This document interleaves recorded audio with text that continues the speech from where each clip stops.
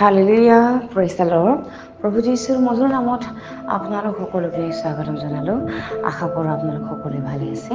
প্ৰিয় বিশ্বাসীসকল, ঈশ্বৰে আমাক সুন্দৰ দিন, সুন্দৰ বতৰবিলাক এনেকৈ দিছে। তাৰ কাৰণে ঈশ্বৰৰ ধন্যবাদ দিওঁ। আহক আজিৰ দিনটোৰ আৰম্ভণিতে আমি ঈশ্বৰৰ বাক্য চাওঁ। আজিৰ বাক্য আমি লৈছোঁ ৰোমিয়া 6 অধ্যায়ৰ 22 পদ। সুন্দৰ ঈশ্বৰৰ বাক্য আমাৰ কাৰণে কৈছে, কিন্তু এতিয়া তোমালোক পাপৰ পৰা মুক্ত হৈ ঈশ্বৰৰ দাস হোৱাত তোমালোকে পবিত্ৰতা লাভলৈ ফল পালা আৰু তাৰ শেষ অনন্ত জীৱন। Hallelujah, praise the lord. ঈশ্বৰৰ এই সুন্দৰ বাক্যৰ কাৰণে ঈশ্বৰক ধন্যবাদ দিওঁ। প্ৰিয় বিশ্বাসীসকল, ইয়াতে ঈশ্বৰৰ বাক্যই আমাৰ কাৰণে কি কৈ আছে? ৰোমীয়া মানুহবিলাকৰ কাৰণে ঈশ্বৰে এই বাক্য কৈ আছে। এইটো পাচনি সকলো জীৱৰে ঈশ্বৰৰ আত্মাই আমাক এইটোৱে ক'ব খুজি আছে যে, কিন্তু এতিয়া তোমালোকৰ পাপৰ পৰা মুক্ত হৈ ঈশ্বৰৰ দাস হোৱাত কৈছে। আমি যেতিয়া যীশুখ্ৰীষ্টক পালোঁ, যীশুখ্ৰীষ্টক আমি জানিলোঁ, আমি পাপৰ দাস নহয়, আমি ঈশ্বৰৰ দাস, ঈশ্বৰৰ সন্তান। আমি পাপৰ পৰা মুক্ত হ'লোঁ, অভিশাপৰ পৰা মুক্ত হ'লোঁ, বেমাৰ আজাৰৰ পৰা মুক্ত হ'লোঁ।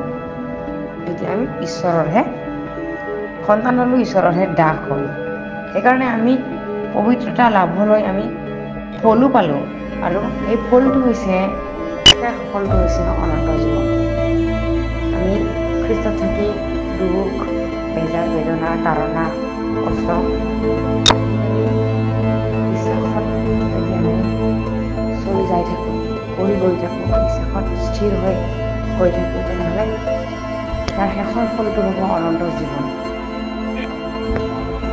অনন্ত জীৱনটোহে ইয়াৰ ফল হ'ব। Hallelujah, praise the lord.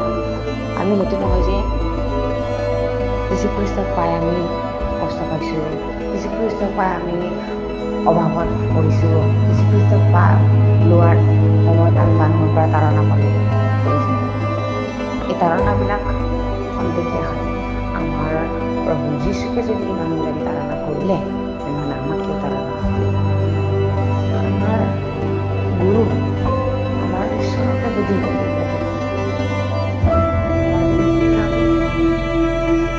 যীশুখ্ৰীষ্ট প্ৰভু বুলি আমি ত্ৰাণকৰ্তা বুলি তেওঁকে যদি মানুহবিলাকে নাজানি নুবুজি তাৰ শাস্তি তাৰণা কৰিলে, তেনেহ'লে আমিনো কোন হ'ব? তেওঁ আমাৰ গুৰু, আমাৰ ঈশ্বৰকে যদি কৰিছে, তেতিয়া আমাক নকৰিবনে? সেইকাৰণে আমি এতিয়া যীশুখ্ৰীষ্টক গ্ৰহণ কৰাৰ ফলত শেষ ফলটো হৈছে অনন্ত জীৱন, যিটো শেষ নহয়, অনন্ত কাললৈকে থাকিব, শেষ নোহোৱালৈ। ঈশ্বৰে আৰম্ভণি, ঈশ্বৰে শেষ আদি, তেওঁৱে অন্ত। আমেন। সেইকাৰণে আমি পবিত্ৰতালৈ আগবাঢ়িব লাগে, পবিত্ৰতাৰ লাভলৈ আমি আগবাঢ়িব লাগে, আৰু কেনেকৈ আমি পবিত্ৰ হ'ব পাৰোঁ? যেতিয়া আমি ঈশ্বৰৰ বাক্যত চলিম, ঈশ্বৰৰ বাক্যৰে লৰচৰ নকৰাকৈ, ইটাই সিটাই নুঘূৰাকৈ যেতিয়া আমি ঈশ্বৰৰ লগত থাকিবৰ কাৰণে শিকিম, পবিত্ৰ আমাৰ সহায়ত, তেতিয়াহ'লে আমি এটা এটা কৰি পবিত্ৰ হৈ যাই থাকিম। ইফালৰ পৰা সিফালৰ পৰা পবিত্ৰ হৈ যাই থাকিম। Hallelujah, praise the lord. আমি এনেই পবিত্ৰ হ'ব নোৱাৰোঁ, কিন্তু ঈশ্বৰৰ পবিত্ৰতা আমাক পবিত্ৰতা কৰিছে আমাক, কিন্তু আমি সেই পবিত্ৰতাটোক আমি কেনেকৈ পবিত্ৰত ৰাখিব পাৰোঁ? যে আমি এতিয়া বাক্যটোত যেনেকৈ লিখা আছে, তেনেকৈ দায়িত্বশীল বাক্য যেনেকৈ কৈছে একজেক্টলি তেনেকৈ আমি চলিব লাগিব। এই বাক্যৰ শুদ্ধি বাহুবলে আমি কৰিব নোৱাৰিম। প্ৰভু যীশুৱে পুত্ৰৰ আজ্ঞাৰ নিচিনা, পুত্ৰৰ আজ্ঞাৰ নিচিনাকৈ তেওঁ চলিছিলে, থাকিছিলে, পৰিচৰ্যাবিলাক কৰিছিলে। সেইকাৰণে তেওঁক পিতৃয়ে উঠালে 3 দিনৰ পাছত। ঠিক তেনেকৈ আমাৰ প্ৰভুৱে যেনেকৈ 3 দিনত উঠিছে ঠিক তেনেকৈ আকৌ আমাক ল'ব আহিব ৰেপচাৰৰ দিনা, পুনৰুত্থানৰ দিনা। Hallelujah, praise the lord. সেইদিন আমি আজি অপেক্ষা কৰি আছোঁ। সেইদিন আজিও হ'ব পাৰে, অলপ পাছতো হ'ব পাৰে, আজিৰ দিনটোৰ ভিতৰতো হ'ব পাৰে।